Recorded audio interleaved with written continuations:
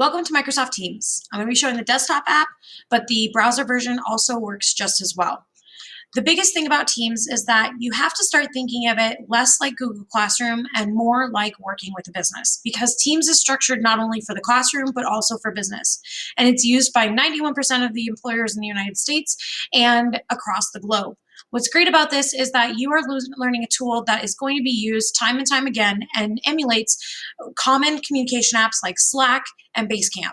So what we're going to be doing is we're going to be looking at what these different things are inside of Teams. And what I get a lot from students is, I don't know how to find stuff. Well, look at the icons and let's explore. So the first thing is you've got this area over on the left with all these different icons. Now, I can almost guarantee you that if it didn't have a word underneath it, like activity or chat, Teams, assignments, calendar, calls, files, and more, you may actually just be willing to click on this little chat bubble and know what it is, because half the apps you use have no words in them. So when we're looking for things, glance around, explore, because you'd be surprised by how much you can find.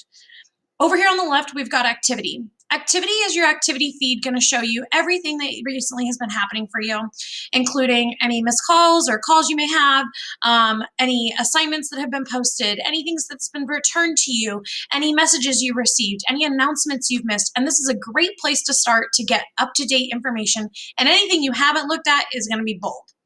The next thing you have is chat. Chat is a great way to be able to contact your instructor at any time by going ahead and clicking on this little creation icon and then typing in somebody's name. You've got lots of different things that you can do here, but if you want to find your instructor, like me, for instance, you can just start typing Sylvius, and you'll see that first, my husband pops up, but secondly, you're going to find me if I am not finding myself, which I'm only finding my husband because he works at the kindergarten level. But if I wanted to find, let's say, for instance, Mrs. Mobley, I can look up Mrs. Mobley and start a chat with her. Then once you're in a chat, what's great about it is down at the bottom here, you can type your message, but there's even more options. And I think this is important to note, because a lot of the time you may not even realize that these are here. But if I want to be typing things and then I want to hit enter, it actually won't let me unless I hold shift and hit enter. It'll just send the message. But if you click this little option right here to format your message, you get a lot more things like being able to bold, change colors, add lists, all those kinds of things. And now you're able to hit enter in your message and do whatever you want before you send it.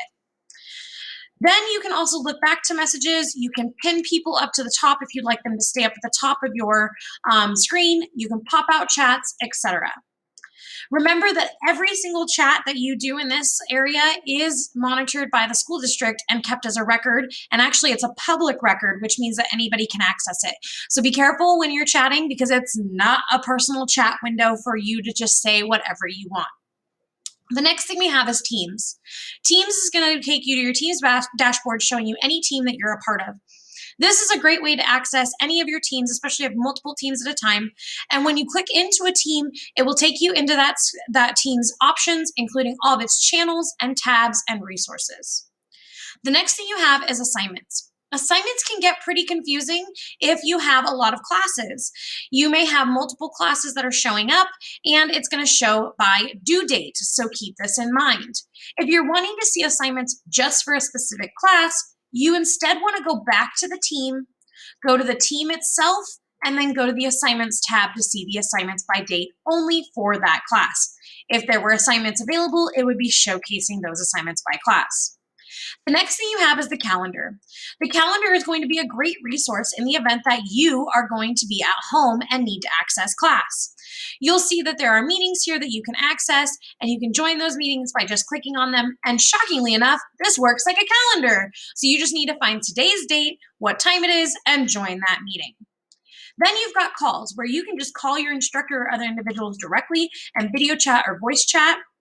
And if you need more options, you can always go to the triple dot and get more different apps that are available. But that's a quick run through on how to access all the information in Teams. And we're going to go a little bit more in depth into each team really quickly to give you a little bit of areas that you can focus on.